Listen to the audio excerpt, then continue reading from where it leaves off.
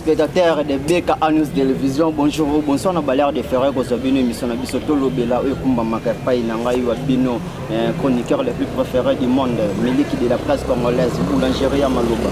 Autorité morale de tous les chroniqueurs de plus de 143, descendant valable de Zakari Bababa sur les mots là, donc il y a un souci pas Nabino qui s'est présenté Pambaté, Alliance Oranabino de Sinaki, il faut namour en avoir des tas à tas qui vous en a poussé en aïe. Chalandeng beaucoup de Singana Banda, on a bien sans permission le pôle à Moïbi, les alliances, on est pour se présenter sur la à Maloba. Autorité morale, oh il y a Nano de la presse, Nano de la presse, Nano de la presse, bébé bon, ni bolo la Kitoko, papa Nabino yo devant caméra miliki de la presse congolaise. Donc tout ça a pas battu pour information, Zali Kandenge to Lobaka, Yum de Zuli Bakou et Rotel à Bisso Mokola Lelo, à Bisso tout ça la polémique qui a Bisso des informations, pour Bisso Batu aussi ça n'a pas quitté, il y a information, polémique qui est là bas voisin, information qui est là Bisso. Merci Nengi Bouza et Bélia Rolanda, émission à Binoto Lobela. Voilà, le loto Lobela pour Nanani, le loto Lobela pour Sarato, la Moko Oya Bisso. Moko ya ba soldat ya Musala Oyo. Moko ya bato babundi trop na Musala Oyo.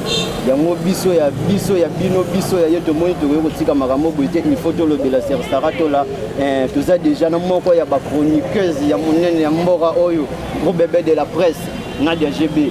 Mais faut faire la page émission, faut remercier le Kola Mutu, la Tichiki Mandiango, le vainqueur, faire Yaba Allegri à Mandiango.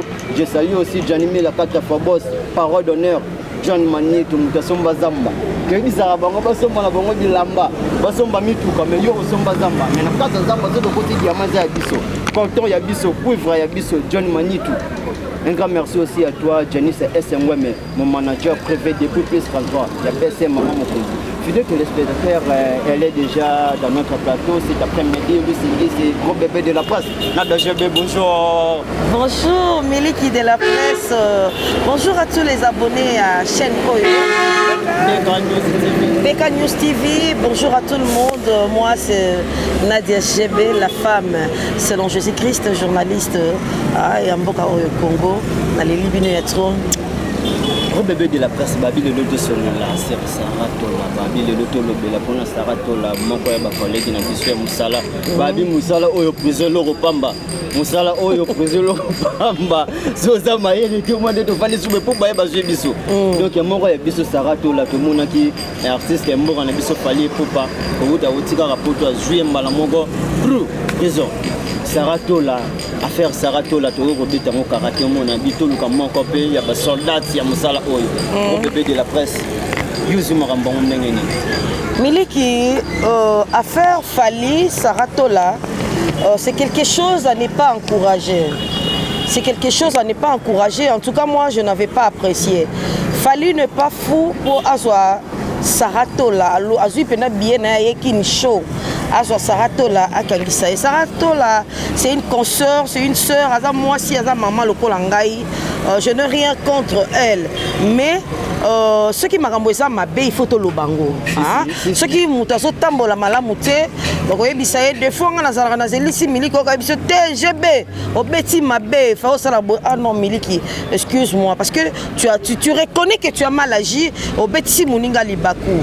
Ce qui est sûr Saratola a ça qui vraiment m'a bé à des bordaki il en fallait agir ça qui bon aussi on peut se le dire. Mais à des bordaki de cérémonie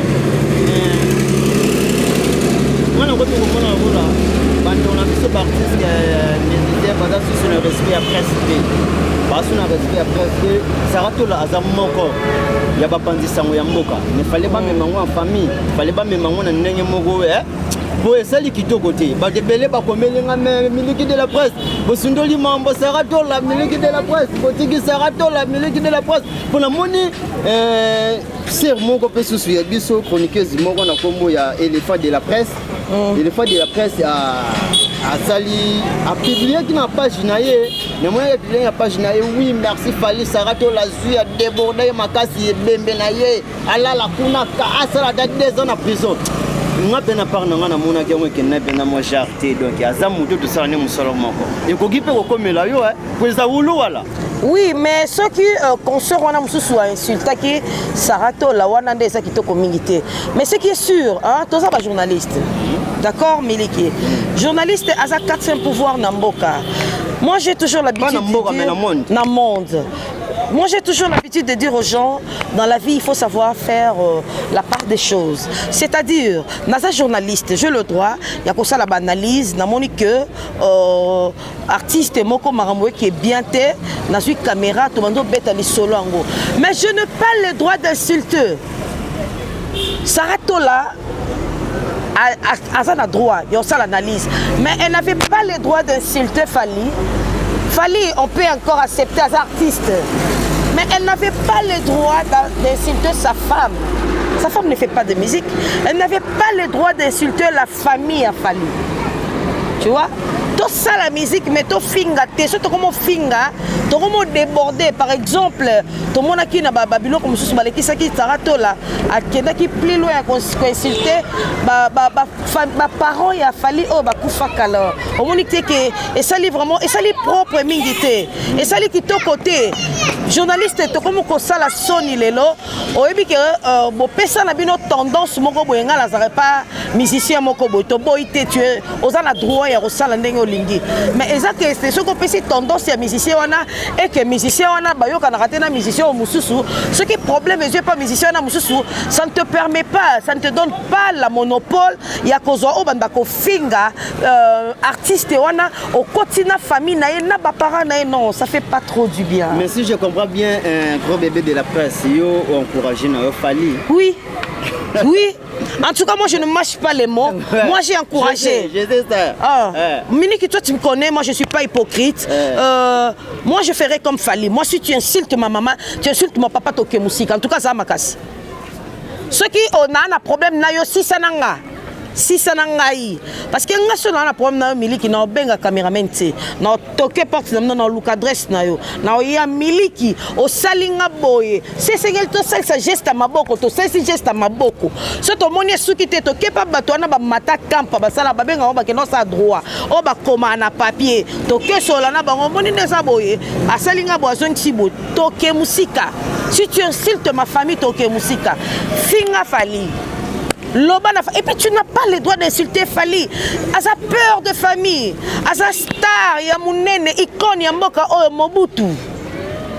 Si je comprends bien, gros bébé de la presse, yo ozana yo aligné morona ba éléphant de la presse. Non. Si c'est pour éléphant de la presse. Écoutez, Miliki, moi je ne suis pas comme éléphant. C'est-à-dire, elle a insulté Sarah. Moi je ne peux pas insulter Sarah Tola parce que libanga ce que je dis tchakou de que kosekate. Sarah Tola as journaliste comme moi, elle a fait quelque chose de mal. Bakanga biso miso suppose elle no loroté ba eka ba loroté bino papa bakangi bino. Yango na bi musala o biso pamba. Bakanga bongo. O saine loroté maman papa ba ba subino mukamate. Mais Miliki, tout ça la blo monsieur na sentiment excusez-moi. Dans le barabilo que se place ses alliés. Ce qu'il fallait à Salem, on a fallité, on a la tendance. Depuis la bande Moussala Oyo, on n'a pas bien filé la salle Moussala, on n'a pas vibrato, on a pas mélodie, on a biso ya mboka Oyo, tout ça n'a pas misala, on n'a partout, on n'a pas Werrason, on a club des stars, on n'a pas Félix Oisé, quoi, tous arana et biso mososo, donc on a partout. On a la tendance. Mais seulement si je dis que Fally a très bien agi, personne ne peut accepter qu'on touche à sa famille. Non, attends, concernant Nabiso, Sarah Tola, elle avait un peu débordé. À déborder quelqu'un qui est vraiment plus loin. À quelqu'un qui n'a pas Fally n'a pas bon. D'abord, quand on aille, moi je sais que Nessinga, n'a veillé na dossier wana, obimate basombelo ngote au consommer. Mais je t'ai c'est ça wala. Et comme Elangai, oui, mais je fais de mon mieux.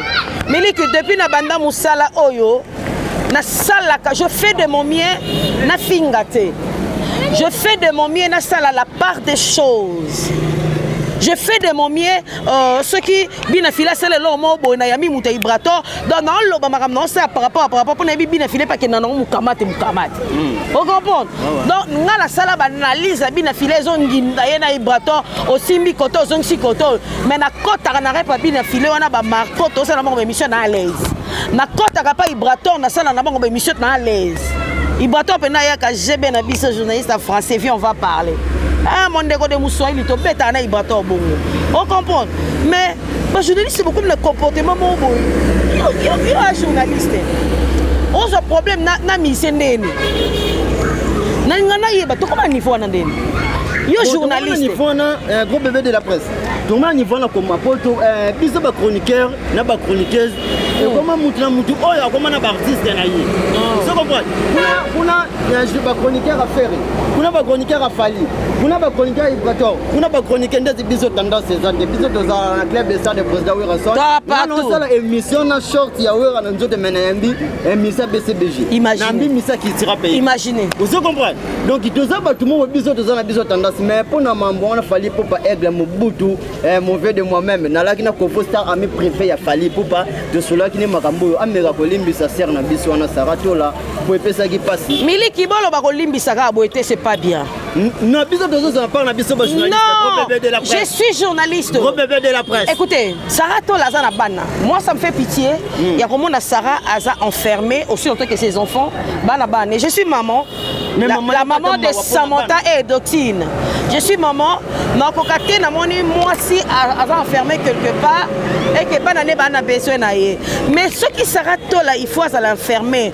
C'est juste pour qu'on réveille mémoire na ye. Qu'on ébisse que madame, tu vois, boulot au salango kitoko, à ça la analyse de kitoko, on va directement à ça la kitoko, na landagaye deux fois. On moni, hein, c'est limité ça la musala na yo bien. Bofinga na ba maniqué, bofinga na ba kisndora, bofinga na tala moni ba finga na wana. On moni, mais pour comment plus loin, pour comment que na onde mabe. Sarah Tola n'a ma bête. Moi je n'ai rien contre toi. D'ailleurs de filles je te connais pas. Comme on a parce que les consoeurs ont eu problème, faut quand même tous à la wana pour défendre cause na yo. Mais on fait quand même la part des choses madame. S'il vous plaît. On a une grande dame qu'on te respecte dans le monde des médias oyo. Mais essayez un peu de mettre l'eau dans le vin quand tu fais des analyses. Essayez un peu de réfléchir bien quand tu fais des analyses. Parce qu'au cause de la devant caméra, tu insultes un père de famille. On a na fani poye.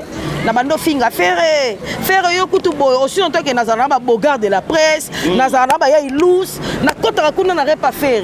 Ba betanga makasi. Si. Tu vois? Tout ça là bon côté. Et à qui te côté, nga s'appelle na route. Fidèles téléspectateurs de Beka Anous Télévision, donc tout ça a rapport à l'analyse, on a vu sur Saratola, on a profité de saluer Arnaud Di Ndambo depuis Paris. Un grand merci à toi mon frère, merci pour tout, pourquoi pas à toi Brigade Felenda. On a payé Janice SNWM, on a payé Hervé Mandanda, on a battu des mots Naria Kabouya, Betty Kabouya, Manon Kabouya, les cantants de Mesafa depuis Paris. Tout cela pour Saratola, donc un gros bébé de la presse. Parce que Maramboyo, les autres ça passe par rapport à nous. Moi, nous avons passe pour la banane. Nous avons passe pour la banane. Non, fallait Aza parent. Saratola Aza parent. Fallait pour Ayoka Atamawa. Fallait Aza parent, voilà pourquoi supporter tes bafinga parents na yo bazana ferma. Belé. Gros bébé de la presse. Moi, je suis défendre biso défendre la cause attaque ba journaliste. O bakanya zande on a biso journaliste. Miliki. Tout le monde Saratola. Miliki s'il te plaît, ça plateau na yo mais to défendre cause bêtement. Nous sommes des intellectuels. Nous sommes passés sur le banc de l'école. Nous devons réfléchir. Et tant que des intellectuels, nous devons réfléchir. Et tant que partout. Par exemple, les rois Manitou, azotala biso, azotala Nadia Gebe, na musika place azali. Ba vieux Bruno Monvunga ba otala biso, ba mona ngai Nadia. Je me suis assise comme ça, en train d'insulter artiste. Non, musala na biso tambola na bango. Moustapha na biso tambola na ba musicien, na ba comédien, ba peintre, ba politicien, les joueurs. Donc tambola na ba star. Pour Moustapha na biso kende bien. Mais quand tu te mets à insulter l'autre star, tu vois pas que et ça bien té. Lobi opeksa moi na finga. Moi na biso maman toi aussi t'insulte. Ah, bien sûr. Makambo epesi pasi. Donc yanga yo dile manzaka se paye moi Nzambe. Maman présidente des clubs de stars de président Wera Son. Élisée beaucoup d'ao yangai. Il disait Bokotaska. Mais tu vas na Kenya. Toi qui n'es jour et pas dit les manzaka. Toi qui n'es qu'on a béni les visionnaires. Toi qui n'es. Mais rabenga qui n'a pas. Toi qui n'es na ramani kota bazala qui on a émission whisky mais la maki. Gros bébé de la presse. Je vous rappelle, lui c'est gros bébé de la presse. Nadia GBO Yanga. Ah oui. Donc tu aimes bien boulangerie à Maloba.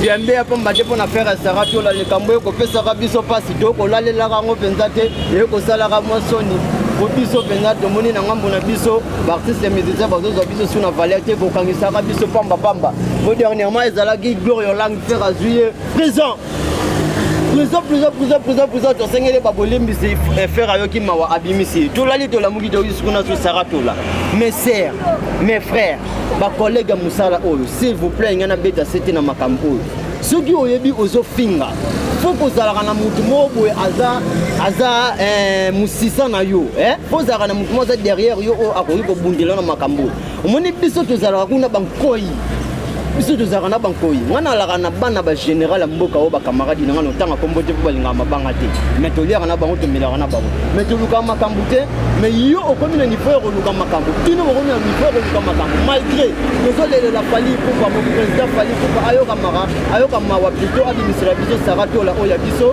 mais ezosala pe soni tozokoma mosala akwa bongo fingana parce que lelo lobi ozala posa fali ngote bosala ne mission ozala posa faire ngote sa émission ozala posa héritier ngote sa émission Miliki ezala okutu mamba ozala na batute. Moi qui vous voyez là, je suis la fille du colonel Guabins. Je sais. Mon papa m'a toujours dit, Nadia, tu dois avoir raison et quand je viens, je te défends. Tu comprends? Mon papa m'a interdit de faire de bêtises. Moi, j'ai de grands frères qui sont de major, de capitaine. Donc, mais la fille a des points. Pour ma peine, on comprend? Mais je n'ai pas droit à faire ça parce que soda a discipline ya mboka na bango. Papa langa yebisanga ko finga mutu tetika mutu aluko makambu songa na yeyo za na région na kene musika. Vous comprendre? Mais Saratola, s'il vous plaît ma soeur, autant la classe na yo, au boti banana yo. Regardez un peu les enfants. Des fois moi quand je fais un truc, je regarde et Doki Samantha, ça me permet pas de le faire. Hein? Natiki Nabi, non. Samantha, et Doku Tazara un peu mou. Samantha va te dire, maman, je sais que tu faisais à la télé. Parce qu'elle a l'habitude de me dire, maman, je serai journaliste comme toi. Je serai journaliste comme toi. Et du coup, l'enfant grandit. À mon ake, yo maman na yo bandaki au finga. Non. Non, ma soeur, s'il vous plaît. Nitinga dans un hypocrite, fali, pardon, bimisa Saratola la tenga dans sa bongote. Yo fallait kangana Saratola. Ngai na kosala bongote, ngala koloba justice, c'est ça la musala nango. Oui, ngala koloba la fa pona minute eza suma mafalité, et mamba Saratola te, et mamba justice.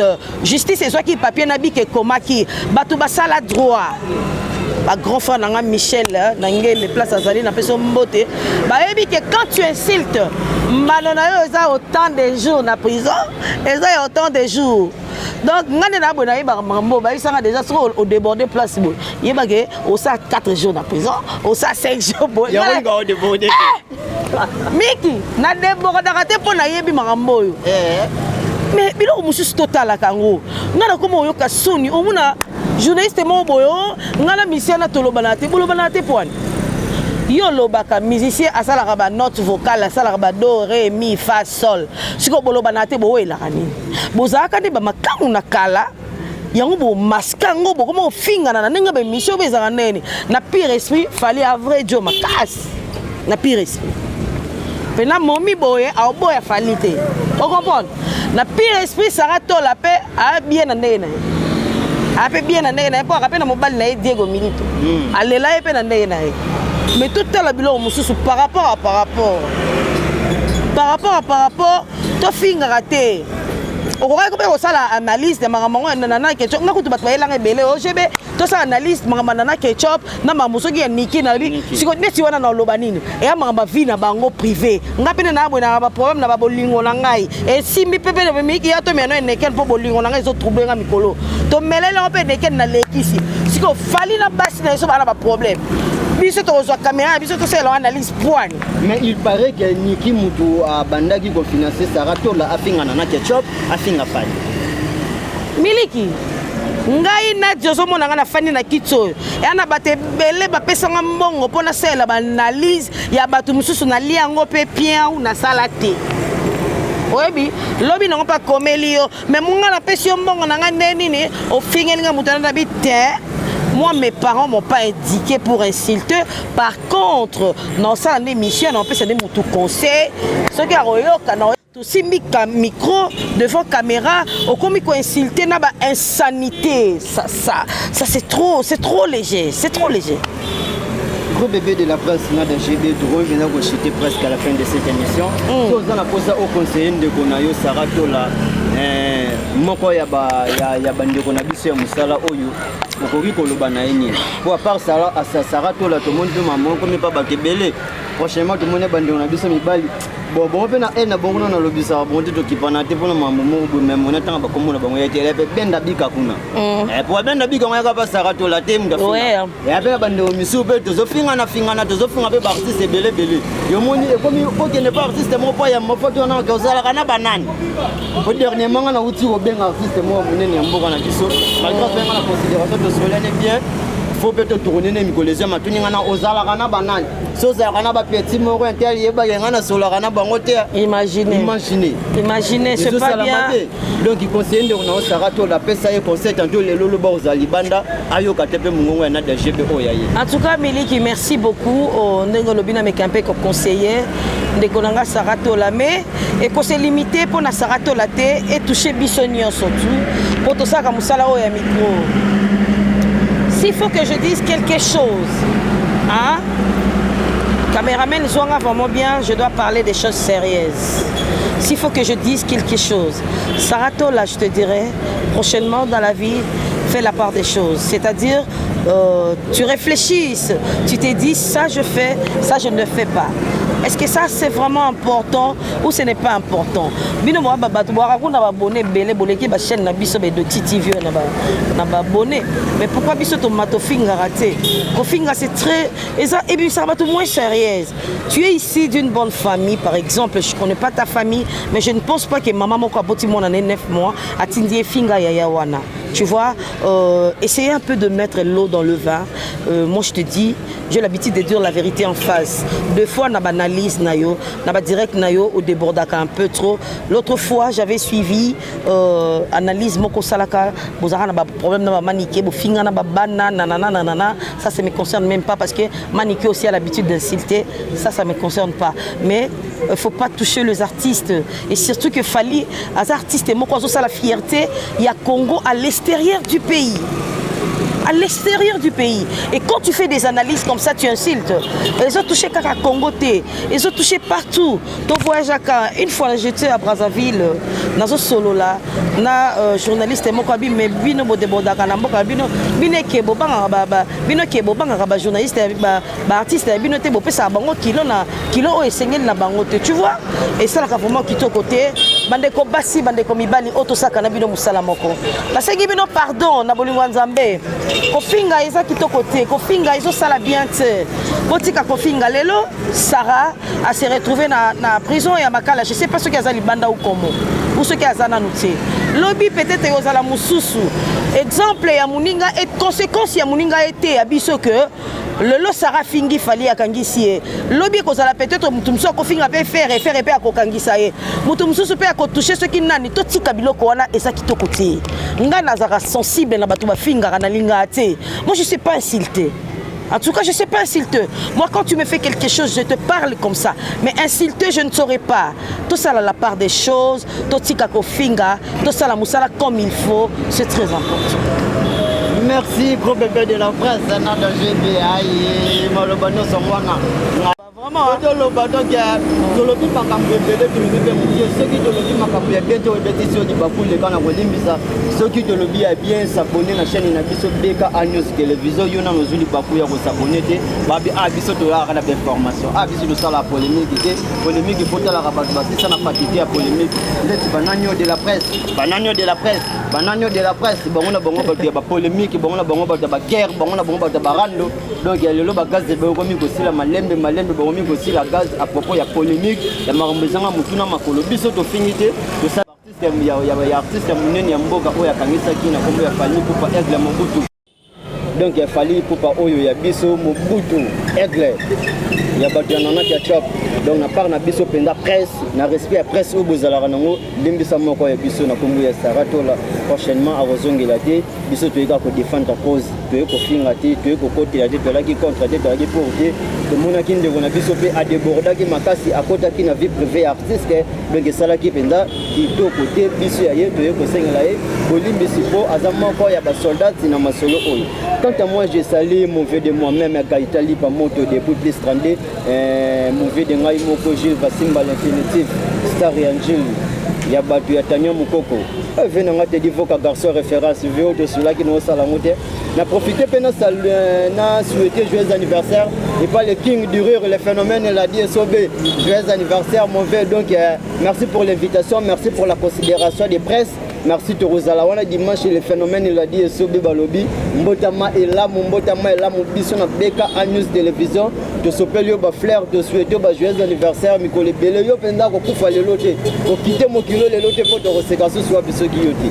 Je salue Arnaud Ndambo depuis Paris, Abax Ndambo depuis Italie, Brigel Belenda Jiren Sifundu, Janice SMM, BC Maman Mokonzi. Johnny Boyemba Oyanga. Johnny Boyemba 001 001 États-Unis qui a été placé ma solo et Banda merci pour tout Johnny Boyemba. Venangai Papi Mangala Dejarka orphelin riche. Moi non tata tiga le pont na ma campagne venu mo na kingo wa dondo. Venga posa na ngeza toteka na biso le pont pesa nga de compte final na ngana panda kini. Fidèles téléspectateurs, c'est la fin de cette émission. Yo bon na mabanga na. Gros bébé de la presse ba dédicace na weza te vraiment panga de na silisi aw. Yo bon na ngai. Miki yo bon na GB. Yo bon na GB li banga ya te. Di mabanga na yo te. Ah mais non, avant clôturer faut que na pesa pe mbote banini. Ah balobi na GB apesi mbote na roi Manitou ba gros bisous na yo. Mbote bonjour na vie Bruno Movunga. Mbote bonjour na Diogo Mutanda, Yvette et Balobi, mon soleil privé personnel. Joyeux anniversaire à toi Yaya. Je salue grande famille à presse Mobimba, il y a monde entier partout Bozali. To continuer ka ko sala musala malamu. To continuer koza vraiment na bolingo est primé quoi. Ce qui bolingo ezali boso to kozala na bomoko to kosala makambo oyo et ko sepelisa mokili Mobimba. Donc je vous aime déjà voilà ce vous en a besoin d'anga bon mon miliki comme ça mino et pananga. Merci, c'est la fin de cette émission. Bye.